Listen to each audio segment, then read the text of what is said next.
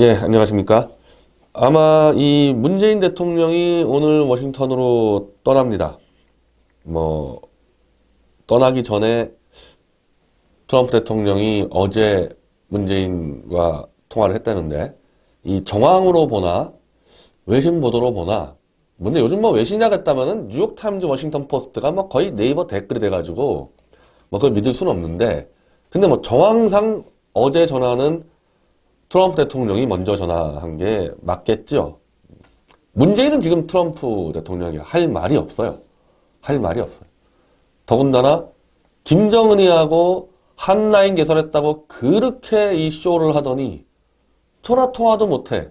문재인이 전화통화 못하는 정도가 아니고 통일부에서 이번에 북한 핵실험장 폐기 관련 한국 기자들 그 명단 넘겼는데 거기에 대해서도 답변을 못 받고 있습니다. 그런 처지에 무슨 문재인이 트럼프 대통령에게 전화를 하겠습니까? 가급적 워싱턴도 가기 싫겠죠. 뭐 도살장 끌려가는 신세가 됐는데 그래서 트럼프 대통령이 전화해서 뭐 하는 거냐 김정은이. 그래서 뉴욕타임즈 보도에는 이렇게 나오는데 왜 네가 나한테 전한 것과 김정은의 행동이 다르냐 뭐 이렇게 물어봤다는데 뉴욕타임즈는 뭐 워낙 지금 뭐 허위 거짓 보도를 많이 해서 그런데 뭐 제가 볼 때는 그렇게 얘기할 수도 있을 것 같아요. 그러니까 김정은이 왜 저러냐? 너 처음에는 김정은이가 핵 다 뽑는다 그랬다며? 그래서 내가 이렇게 했는데 저 왜 저러냐? 이런 정도로 물어봐서 모든 지금 미국 매체는 트럼프 대통령이 다 물어봤다 문재인에게 여러 가지로. 근데 또 다르게 생각하면은 그런 걸 뭐 문재인에게 물어서 판단하겠습니까? 이미 폼페이오하고 김정은의 라인이 있잖아요. 그 라인으로 지금 계속 물밑에서 주고받고 있을 겁니다. 주고받고 있을 거예요. 문재인에게는 문재인이 저기 혹시 또 장난치지 않나 김정은 데리고 그런 거 확인하려고 물어보지 무슨 김정은의 행보를 문재인에게 물어봤을 리는 없죠. 자기들이 라인을 갖고 있는데. 그래서 지금 전체적으로 크게 두 가지로 봅니다. 하나는 아주 상식적인 결론. 누구라도 그냥 내리는 결론. 그러니까 태영호 공사가 말하는 대로 김정은이는 처음부터 핵을 뽑을 수도 없고 뽑을 의지도 없다. 핵 뽑는다고 CBID 받았다가는 그냥 김정은 체제 무너진다. 그래서 어떻게 해서라도 트럼프 쪽 빈틈을 찾아서 시간 끌기 해보려다가 이게 안 되니까 에라 모르겠다 도망갔다. 이런 게 이제 가장 상식적인 추측이죠. 상식적인. 근데 여기서 좀 설마 저렇게 뻔한 수법을 썼다가 박살 날 텐데 저거 두들겨 맞을 텐데 지금 공화당의 그레이엄 의원이 김정은이 트럼프 앞에서 장난치다가는 맞아 죽는다 이런 이야기를 했고 그 그레이엄 의원이 최근에 트럼프 대통령을 만나서 확인했을 때 트럼프는 김정은이 핵 뽑을 수 있다고 생각한다. 근데 안 뽑으면은 원래는 하던 대로 하겠다. 뭐 이렇게 얘기했다는 거거든요. 그러니까 핵을 뽑을 수 있다는 것은 무슨 얘기냐면은 넌 안 뽑아도 죽어. 뽑으려고 네가 CBI나 PBI들을 받으면 네가 죽는다고 생각하지. 그러나 그렇게 되면은 조금이라도 살 틈을 찾아볼 수는 있겠지만은 만약에 지금처럼 이러고 있으면 넌 진짜 죽어. 이렇게 생각하면은 김정은이가 받을 거라고 생각할 수 있는 거죠. 왜? 안 받으면 죽는데. 안 받으면 죽는데. 그 태용호 공사는 받으면 죽는데. 뭐 어떻게 죽냐에 좀 차이가 있고 시차가 있을 거 아니에요?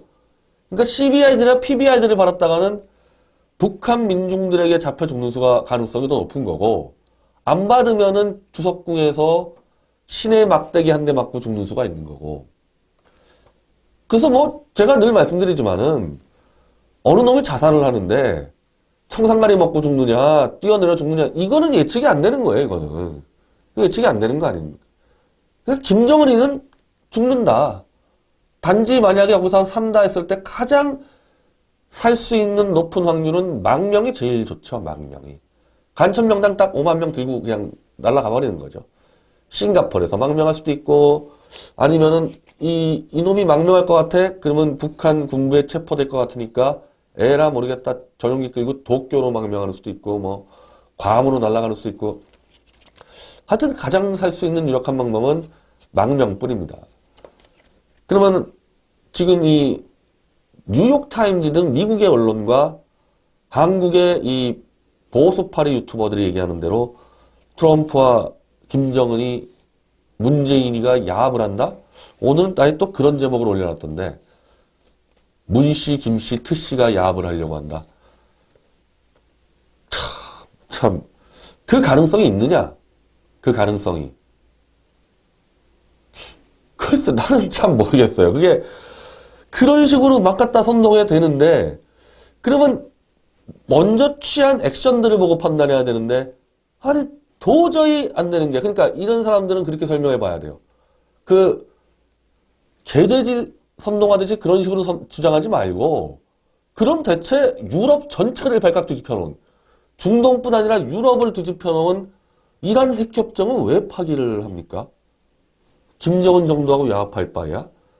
이게 북한하고 중국 문제가 이게 걸려서 그렇죠. 사실은 지금 현 시점만 볼 때는 이란 문제가 훨씬 커요, 세계적으로. 이게 나중에 북한을 무너뜨리면은 중국을 무너뜨리게 되는 워낙에 민감한 이슈여가지고 그렇죠. 현재 상태만 보면은 이란에다가 지금 유럽, 독일이고 영국이고 프랑스고 돈 다 투자해놨는데 이유가 발칵 뒤집히지 않았습니까? 아니 그럼 중동이 훨씬 큰데 중동을 야합을 하지 야합하려면은 노벨상 받으려면 중동에서 야합했어야 되거든요. 이거를 완전히 중동을 화약고로 만들어 놓고 노벨상을 받으려고 김정은과 야합을 한다? 이게 어떻게 가능합니까? 그리고 오늘 지난 금요일이었죠. 금요일날 해리스 대사가 결국 임명이 됐고 이 주한미 대사로 주한미 사령관의 에이브럼스 대장을 임명을 했는데 이건 제가 장호석 소령한테 자문을 들었는데 주한미 사령관은 거의 다 보병 출신이 들어오는데 탱크 전문가가 들어온다? 기갑병 출신이? 이건 북으로 위로 올라가는 거다. 특히 산악지형이 많은 북한 정도가 아니라 아예 이거는 베이징으로 탱크를 밀고 갈 정도의 큰 플랜을 갖고 에이브럼스 대장이 오지. 왜 갑자기 기갑병이 들어오냐. 지금 주한미 대사도요.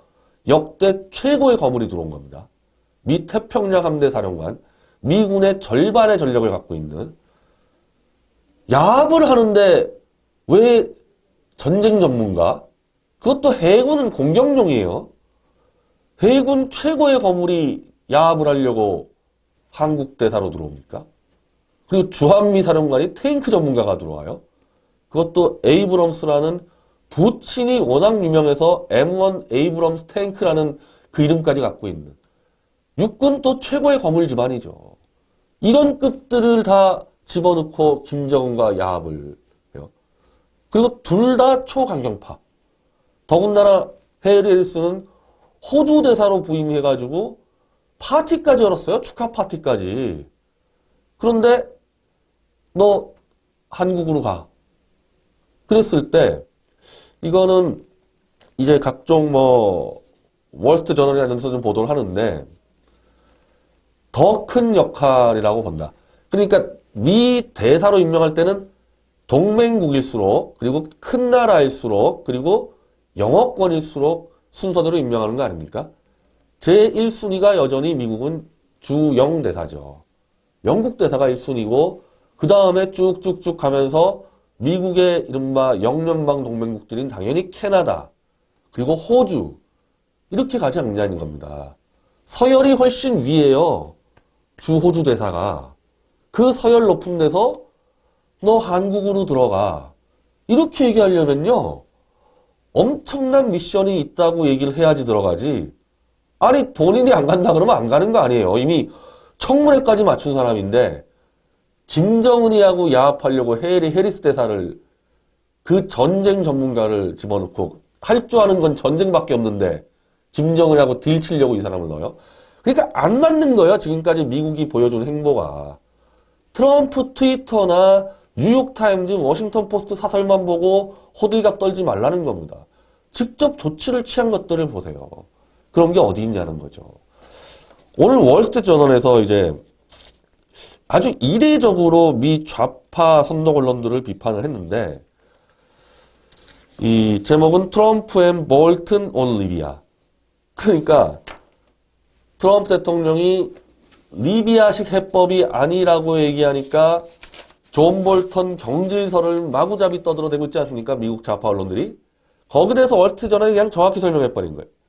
제가 금요일날 방송한 거랑 똑같습니다. 존 볼턴의 리비아 해법과 트럼프의 리비아 해법이 완전히 다르다. 시차 차이라고 얘기합니다. 월스트리트저널은 시차가 차이다.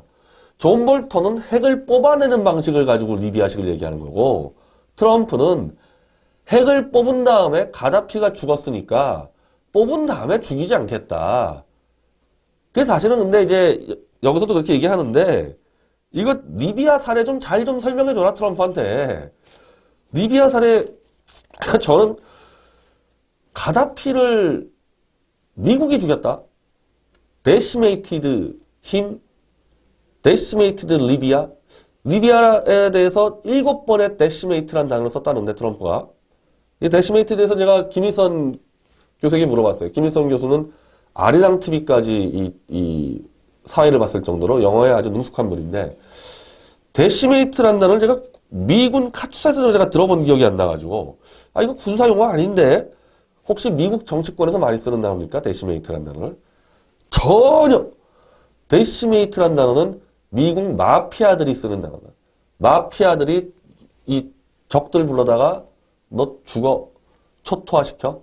즉 로마군에서들이 10명의 포로 중에서 한 명을 딱 뽑아서 탁탁탁 죽여버리는. 그래서 아예 심리적으로 얼어붙게 만드는 마피아들이 쓰는 단어라는 겁니다. 그걸 트럼프 대통령이 7번을 썼다는 얘기는 북한 김정은이 들으라고 하는 거죠. 카다피 뭐 이미 죽었는데 뭐 그 사람한테 할 게 뭐가 있습니까? 그런 정도 단어를 써서 가는데 무슨 야합을 하며 존 볼턴이 무슨 뭐 경질을 당하고 지금 임명된 지가 4월 초니까 아직 2달도 안 됐어요. 그리고 존 볼턴이 가장 세게 주장했던 게 이란 핵협정 파기인데 이란 핵협정을 파기시켜놓고 그걸 누가 관리합니까? 그러면은 그거를 그 분야 최고 전문가인데 군축과 핵폐기에 대해서는 갈등 없어요. 갈등이 없는데 미국 언론들이 갈등이 있다, 경질해라, 트럼프 노벨상을 방해한다 이런 허위 거짓 선동들 하는 거에 대해서 월스트리트저널이 정확하게 짚어버린 거죠. 둘이 시각차가 없다. 다른 말을 했을 뿐이다. 똑같은 리비아 모델 갖고. 이런 정도로 지금 판이 진행되고 있어서요. 그 미국 언론들이나 한국 언론은 그냥 갖다 베껴 쓰고 있는 거 말고 보수파리 유튜버들에게 그 현혹당해서는 안 됩니다. 제가 왜 이걸 강조하냐면은 대한민국 보수파리 유튜버들이 선동한다고 트럼프 정책이 바뀌지가 않아요. 의미가 없는데 하루 종일 트럼프나 의심하고 음해하는 사이에 우리가 진짜 할 것들을 놓치고 있다는 겁니다. 제가 앞방송에서 얘기했죠. 미디어워치가 일본의 자유주의 세력과 연대해서 요코타 메구미야 한국의 이민교 씨 등 양국 납북자들을 조속히 귀환하게 하는 양국 범국민 서명운동을 하겠다 온라인에서. 그래서 그 서명을 들고 도쿄와 서울에서 기자회견에서 아베 문재인이 불러내겠다. 자, 이걸 하겠다는 얘기는 뭐냐면 핵 문제는 트럼프가 알아서 한다고 보는 거예요. 대한민국 자기 집에 앉아가지고 영어도 아니고 한국말로 트럼프는 김정은에게 속지 마라. 아무 의미가 없잖아요. 이 메시지가. 속을 사람도 아니고 그 주변에 지금 인사된 게 속을 넘어갈 사람이 한 명도 없는데 그거 할 시간에 정말 해야 될 걸 못하고 있다는 겁니다. 대한민국 국민들이 해야 될 거를. 아, 트럼프가 김정은과 딜치는 거 아니야? 북한을 핵보유국으로 인정해 주는 거 아니냐? 그 가능성 0%인데 북한을 핵보유국으로 인정해줘?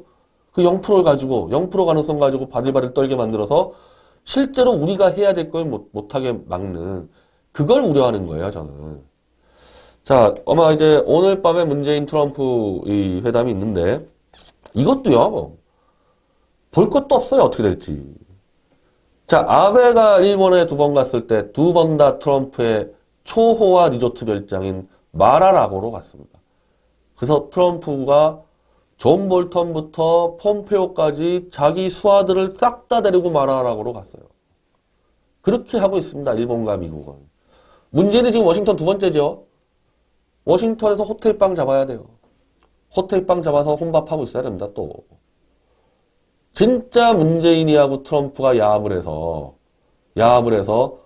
그러면 얼마나 좋겠어요. 문재인이가 트럼프가 김정은과 야합하고 싶었는데 문재인이가 그렇게 해줬으면은 그럼 마라라고로 데려가죠.